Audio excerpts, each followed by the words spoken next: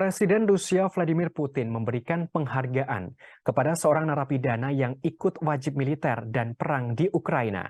Kepala negara Rusia juga memberikan ampunan kepada napi tersebut. Napi yang diberikan penghargaan Putin bernama Haig Gasparyan. Ia sebelumnya seorang perampok bersenjata. Gasparyan telah menjalani masa hukuman 7 tahun. Namun saat perang di Ukraina berkecamuk, ia memilih ikut wajib militer melalui upaya perekrutan massal penjara-penjara Rusia. Gasparyan bertugas dengan kelompok Wagner yang dikenal. Ia bersumpah untuk siap melayani Rusia dan Wagner di hadapan Presiden Rusia.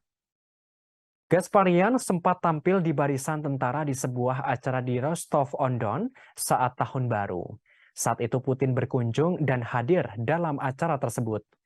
Bahkan, ia berada dalam barisan di belakang Putin yang ketika itu menyampaikan pesan Tahun Baru 2023.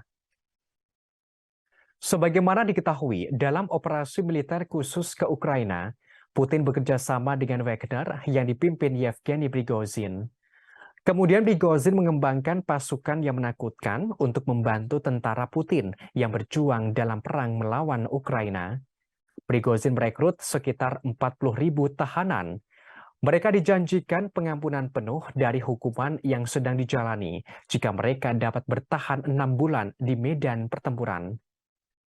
Sebagaimana diketahui sebelumnya, Presiden Rusia Vladimir Putin menegaskan operasi militer khusus ke Ukraina menjadi tugas suci bagi Rusia.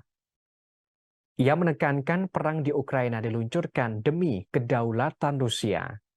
Hal itu diungkapkan oleh Presiden Putin pada Sabtu 31 Desember 2022 di markas Distrik Militer Selatan Rusia di malam Tahun Baru. Presiden Rusia Vladimir Putin meminta dukungan dari rakyat Rusia untuk pasukan yang bertempur di Ukraina. Ia menjanjikan kemenangan atas neonazi Ukraina dan Barat yang dituding bermaksud menghancurkan Rusia. Kepala negara Rusia juga mengklaim bahwa Barat memberikan segalanya untuk memanfaatkan Ukraina sebagai alat untuk merusak kedaulatan Rusia.